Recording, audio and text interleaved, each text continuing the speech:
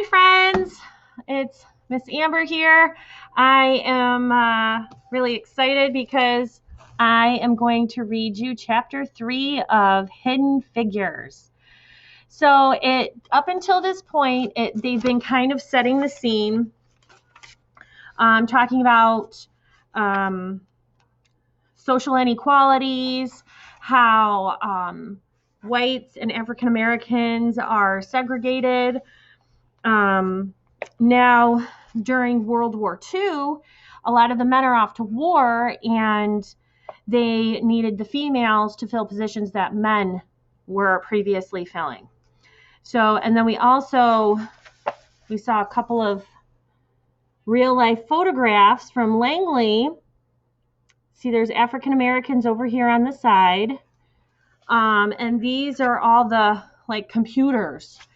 There were no computers. They were actual people who did all the math computations. See, there's a female right there doing the math work. Let's see if we can focus on that a little bit. So there she is. So today I'm going to read you chapter 3 of Hidden Figures. I do have to wear a mask. I am not alone in the room, so we have to stay safe. So I will be reading with my mask on today. So I hope everybody's okay with that. Let me know if you're not happy with it. Then I can try and record my chapters in another location next time. Okay, so here we go. Chapter 3, it's called Mobilization of Hidden Figures. Okay, by Margot Lee Shetterly. There was no escaping the heat during the summer of 1943, especially for the African American women working in Camp Pickett's laundry boiler plant. Camp Pickett was an Army training center in Central Virginia that processed 18,000 bundles of laundry each week. Inside the facility, the heat and humidity were so intense that the workers stepped outdoors into the 100-plus degree summer heat to get relief. The job at the plant was hard work. Some of the women loaded the soldiers' dirty laundry into the boilers. Others heaved the sopping clothes into the dryers. Another team worked the pressing machines like cooks at a giant griddle. The laundry workers existed at the bottom of the war's great pyramid of employees. They earned 40 cents an hour, among the lowest wages of all war workers. But for women with few employment options, even the modest sum felt like a windfall. Dorothy Vaughn considered applying for a job at the laundry. The 32-year-old taught math at the Black High School in Farmville, Virginia. There's the laundry. Farmville, Virginia was about 30 miles from Camp Pickett. Her family was better off financially than many others. Her husband's parents owned a barbershop, a pool hall, and a service station in town. But Dorothy wanted to find a job to earn extra money. While teaching offered status, it didn't pay well. Virginia's white public school teachers earned some of the lowest salaries in the United States, and black teachers in Virginia earned 50% less than that. Dorothy could earn twice her teacher's salary by working at the laundry. Some women with Dorothy's education might have seen taking the laundry job as an unthinkable choice. Wasn't the purpose of a college degree to get away from dirty and difficult work? In addition, the camp was far enough away from Farmville that Dorothy would have to live in employee housing during the week and only go home on the weekends. But Dorothy didn't care. She would do whatever was necessary to save enough money so that her 4 children might be able to get the best education possible. She knew that schooling was the best way to prepare her children to live in a world that would require more of them than white children and attempt to give them less in return. Dorothy Vaughn's childhood. Dorothy Vaughn was born in Kansas City, Missouri in 1910. Her mother died when Dorothy was 2 years old, and her father remarried a few years later. Dorothy's stepmother encouraged her to succeed, teaching her how to read before she was old enough to start school. The family moved to West Virginia when Dorothy was 8. Dorothy studied hard and became valedictorian of her high school class. She earned a full scholarship to Wilberforce University, the country's oldest private black college, located in Xenia, Ohio. The African Methodist Episcopal Sunday School Convention of West Virginia sponsored the scholarship. At Wilberforce, Dorothy majored in math. She earned good grades, and one of her professors recommended her for graduate study in mathematics at Howard University in Washington, D.C.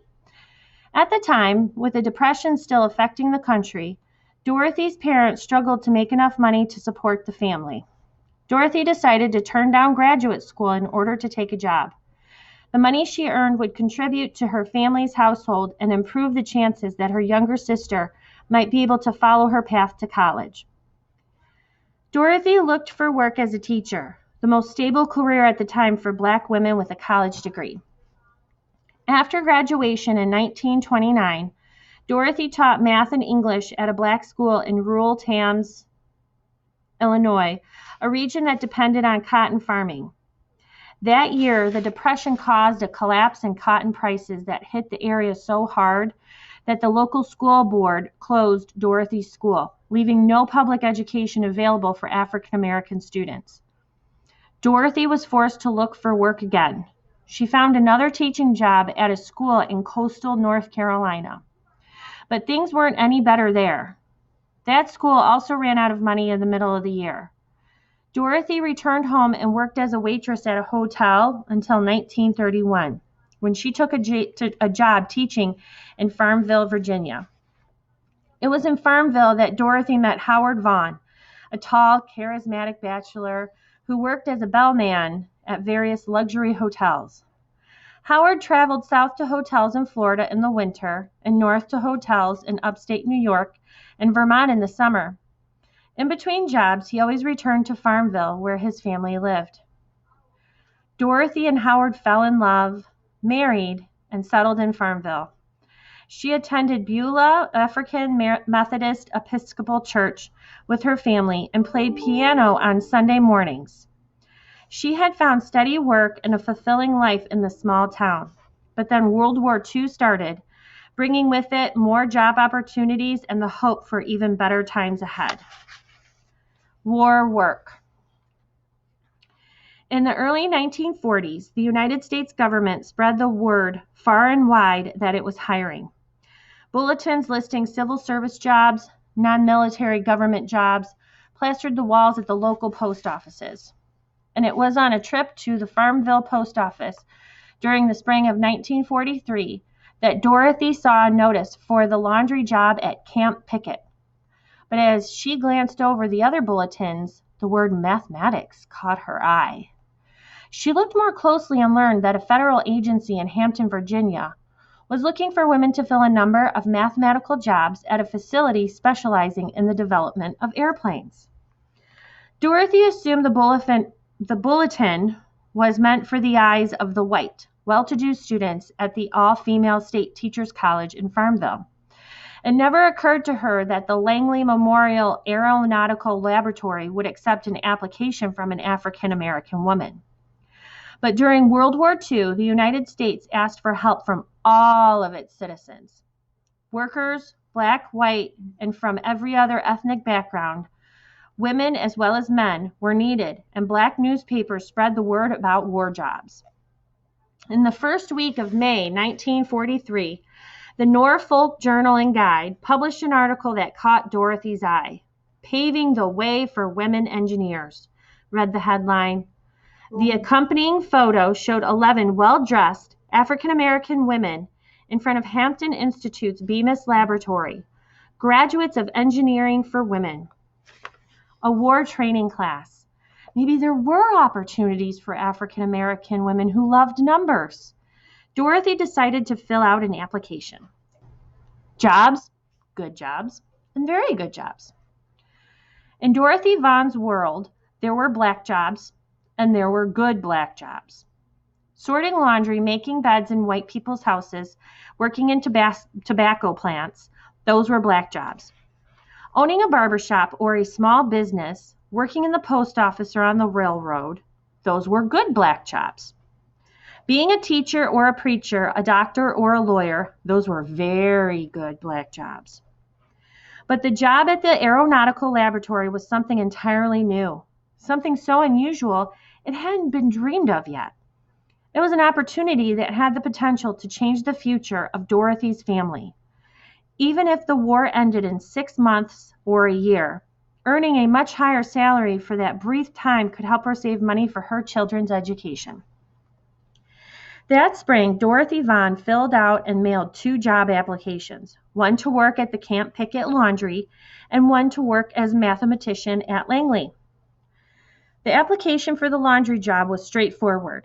There was such demand for laundry workers that she couldn't imagine not being hired.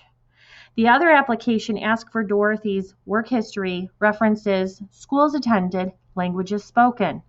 One question asked, "How soon could you be ready to start work?" She filled in the blank, 48 hours. If she got the job, she could be ready to go in 48 hours, because a chance like that might never come around again. So that was a little bit, that's the end of chapter 3. I'm going to go ahead and put my bookmark in for chapter 4. And that's a little bit about Dorothy Vaughn. And I think I'm going to have to find a picture of her so we can see what she looks like. So hopefully at the beginning of chapter 4, I will have a picture of Dorothy Vaughn. Thank you for spending time with me. I hope you really enjoyed chapter 4, and we will see you soon. Have a great day, everybody. Stay safe and be kind.